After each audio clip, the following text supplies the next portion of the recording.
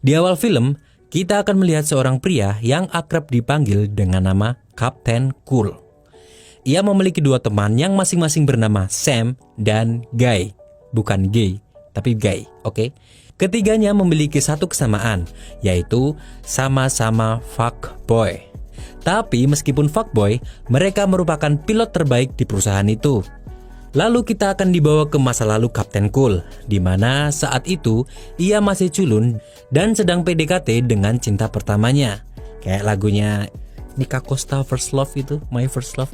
Is my first love what I'm dreaming of. Oke, lanjut.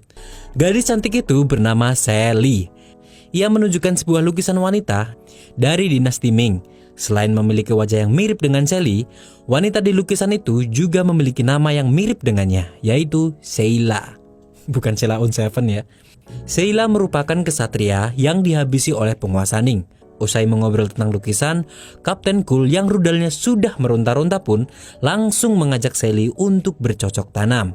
Kocaknya, saat melahap serabi lempit milik Sally, tiba-tiba kedua orang tua Sally masuk dan memergoki kelakuan keduanya. Alhasil, sejak saat itu, Kapten Cool gak pernah berani menginjak kakinya di rumah Sally. Kembali lagi ke masa kini, terlihat sebuah gunung kembar, maksudnya terlihat seorang wanita yang sedang meminum kopi. Kapten Cool yang lemah pada wanita cantik pun dengan jurus andalannya langsung menggodanya. Gak butuh waktu lama, Kapten Cool berhasil membawanya ke toilet dan disanalah keduanya mulai genjot-genjotan singkat. Anjir cu, bisa-bisanya godain cewek secepat itu. Usai memuaskan rudalnya, Kapten Cool dan dua rekannya langsung memasuki ruang rapat. Dan ketika ketiganya sedang mengobrol, datanglah si wanita tadi yang ternyata adalah kekasih dari bos mereka. Setelah keduanya puas beradu jigong, si bos menyadari kalau kuku kekasihnya rusak. Kapten Cool yang sudah panas dingin pun bergegas keluar dari sana supaya nggak ketahuan. Tapi sebelum berhasil keluar, si bos melihat ada potongan kuku kekasihnya yang menempel di punggung Kapten Cool. Sontak, si bos pun marah dan berniat mencincang Kapten Mesum itu. Dan sejak saat itu, Kapten Cool dipecat dari jabatannya. Tapi sebelum pergi, ia harus menyelesaikan penerbangan terakhirnya. Di dalam pesawat, para pramugari yang mengetahui kalau penerbangan hari itu adalah penerbangan terakhir Kapten Cool pun memberi kejutan untuk Kapten Mesum itu. Para pramugari itu pun langsung memberi layanan plus-plus pada Kapten Cool dan kawan-kawannya. Aduh, siapa yang cita-citanya di sini jadi pilot? Karena keasikan beradu jigong, mereka nggak sadar kalau pesawat yang mereka naiki memasuki sebuah awan mendung. Dan tiba-tiba, secara ajaib, Kapten Cool dan kawan-kawannya sudah berada di dalam hutan. Anehnya, saat mereka mencari keramaian, mereka seolah-olah sedang berada di masa dinasti Ming. Sebagai informasi, dinasti Ming adalah dinasti yang didirikan oleh pemberontakan petani di Tiongkok. Uniknya, mereka terbiasa menyelesaikan masalah dengan cara beradu puisi. Kembali lagi ke Kapten Cool, ia dan teman-temannya saat itu mengira kalau orang-orang di sana adalah wibu yang lagi cosplay. Tapi keanehan mulai terasa ketika mereka memesan hotdog. Mereka pun terkejut karena yang datang bukan hotdog yang biasa kita lihat, melainkan anjing yang dipanaskan. Gak lama kemudian, tibalah seorang penyair bernama Tang Bo Hu. Pria itu mengajak Kapten Cool dan teman-temannya mengobrol. Tapi ucapan trio mesum itu malah membuatnya sakit hati. Akhirnya, Tang pun menggunakan jurus tenaga daleman yang membuat mereka nggak bisa bergerak, tapi masih bisa bicara. Kapten Cool pun mengatakan kalau ia datang dari masa depan. Tang yang kepo pun memilih melepaskan Kapten Mesum itu. Setelah berbicara panjang lebar, Tang balik menceritakan tentang hidupnya pada si Kapten Mesum. Ia mengatakan kalau setelah ini ia akan menjadi pelayan di rumah Hua. Tang juga bercerita kalau di rumah itu juga ada 4 pelayan cantik yang bernama Spring, Autumn, Summer, dan Winter. Setelah itu, Tang juga berbaik hati mengajarkan jurus tenaga dalemannya kepada Kapten Cool. Dan nakalnya, Kapten Cool malah balik menggunakan jurus itu untuk membuat Tang dan kawan-kawannya menjadi nggak bergerak. Singkat cerita, esok pun tiba. Kapten Cool dan teman-temannya menuju ke kediaman Hua. Tapi rupanya hanya ada 1 pelayan yang dibutuhkan. Akhirnya Kapten Cool lah yang diizinkan masuk ke dalam. Ketika ia masuk ke dalam, tiba-tiba seorang kesatria bernama Sheila langsung mencambuknya. Rupanya ia sedang menguji kekuatan bela diri Kapten Cool. Saat melihat wajah Sheila, Kapten Mesum itu pun menyadari kalau gadis di depannya itu adalah nenek moyang Sally yang lukisannya ada di rumah gadis itu.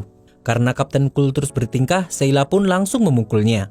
Ketika Kapten Cool meminta obat merah pada dua pelayan wanita yang lewat, ia pun menyadari kalau keduanya adalah Sam dan Guy yang sedang menyamar. Saat malam hari, Sheila mencoba menguji kejujuran Kapten Cool.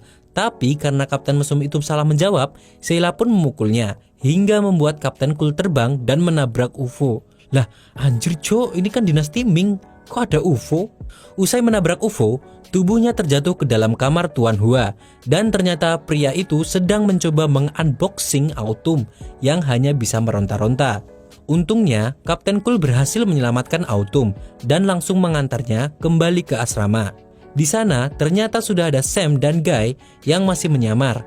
Akhirnya Kapten Cool pun mengunboxing celana keduanya sehingga terlihatlah rudal mereka yang hanya sebesar biji kurma. Dan disitulah para wanita itu tahu kalau Sam dan Guy adalah lelaki. Kapten Cool lalu memperkenalkan diri sebagai Tang Bong Ha yang ia plesetkan dari nama penyair yang ia temui sebelumnya. Lalu Kapten Cool dan para pelayan itu pun menyusun rencana untuk mengambil uang Tuan Hua sebanyak-banyaknya, lalu kabur dari sana. Esoknya, para pelayan itu mengajak Tuan Hua bermain mahjong. Kalau Tuan Hua menang, maka ia akan mendapatkan serabi lempit pelayan itu. Lalu tiba-tiba Kapten Cool datang dan menggunakan jurus dalemannya untuk membuat Tuan Hua menjadi patung. Lalu mereka pun menyembunyikan tubuh pria cabul itu. Gak lama kemudian datanglah penguasa Ning yang ingin menemui Tuan Hua karena ia merasa gak terima pada Tuan Hua yang mempunyai rudal lebih besar darinya. Harah, perkara rudal aja cok digede-gedein. Kapten Cool, Sam, dan Guy pun menyusun rencana. Mereka menempatkan Tuan Hua di sebuah kursi lalu menggerakkan dan mendampingnya. Penguasa Ning lantas menyombongkan diri dengan mengatakan kalau ia membawa penyair dan ahli bela diri bersamanya. Penguasa Ning pun menantang kubu Tuan Hua untuk beradu puisi dengan penyairnya. Dengan cerdas, Kapten Cool langsung membacakan sebuah lirik dari lagu Twinkle Twinkle Little Star dan ia pun memenangkan pertandingan itu. Lalu, pertandingan selanjutnya adalah bela diri. Sheila pun maju untuk melawan ahli bela diri dari kubu penguasa Ning. Tapi si ahli bela diri yang dijuluki pendekar vacuum cleaner itu malah menggunakan hidungnya untuk menyedot semua orang di ruangan itu. Untungnya Kapten Cool segera melemparkan sebuah maksudnya penggentar enak ke hidung pendekar vacuum cleaner dan seketika ia pun berhasil dilumpuhkan. Ketika semua orang sedang lengah, Sheila langsung menyerang penguasa Ning. Tapi penguasa itu dengan cepat melemparkan tombak beracunnya hingga mengenai gadis itu. Merasa nyawanya terancam, Sheila langsung pergi dari sana dan disusul oleh Kapten Cool. Di sana, Kapten Mesum ini masih memanfaatkan kesempatan dengan mengatakan kalau ia adalah anggota dari sebuah ambulan. Ia lantas menghisap gunung aktif kembar milik Sheila. Asu, itu mah akal-akalan aja, biar bisa enak. Setelah menyadari kalau gunung aktifnya bertambah besar, Sheila langsung menampar Kapten Cool dan memarahinya. Kapten Mesum itu pun mengatakan kalau ia berasal dari masa depan. Ia juga menunjukkan jam tangannya yang canggih yang membuat Sheila langsung mempercayainya. Rupanya Sheila juga memiliki seorang guru yang bisa melakukan perjalanan waktu dan guru itu bernama Future. Mereka lantas menemui guru Future dan Kapten Cool pun meminta tolong padanya untuk mengembalikannya ke masa di mana ia seharusnya berada. Guru Future memberikan 3 kertas padanya dan memintanya mengajarkan jurus tenaga daleman. Setelah dari sana, Kapten Cool pun melepaskan Tuan Hua. Tapi karena pria itu masih saja cabul, Kapten Cool langsung membuatnya menjadi patung lagi. Esoknya, Kapten Cool dan 2 temannya berencana kembali ke masa depan menggunakan kertas ajaib dari guru Future. Tapi karena Kapten Cool nggak bisa meninggalkan Sheila, ia pun memilih tetap tinggal di sana.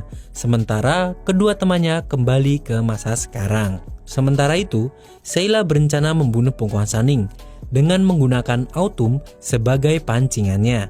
Saat penguasa Ning dan anak buahnya datang, Sheila mencoba menghabisi pendekar vacuum cleaner, tapi usahanya gagal. Untungnya, gak lama kemudian, Kapten Cool datang dan menembakkan slime ke wajah pendekar itu. Tapi si pendekar berhasil melepaskannya. Kemudian datanglah Tang yang langsung membobol lubang pup milik si pendekar hingga membuatnya KO. Melihat kedatangan Tam, Autumn langsung menghampiri dan memeluknya. Rupanya Autumn memang mengidolakannya. Setelah kemenangan Tuan Hua, pria itu pun menikahkan Sheila dengan Kapten Cool dan Autumn dengan Tang. Tapi sebelum masuk ke kamar pengantin masing-masing, Kapten Cool malah mengajak Tang untuk bertukar pasangan. Lah anjir cuk, dikira isi binder kali ya bisa ditukar-tukar. Karena kesal, Tang pun memukul Kapten Mesum itu hingga membuatnya tertabrak UFO untuk kedua kalinya. Cuk, ini UFO adalah Agi anjrit. Sementara itu, terlihat Nyonya Hua yang sedang memohon supaya diberikan lelaki tampan. Tiba-tiba, secara kebetulan Kapten Cool terjatuh tepat di kasur kamarnya. Dan film pun tamat.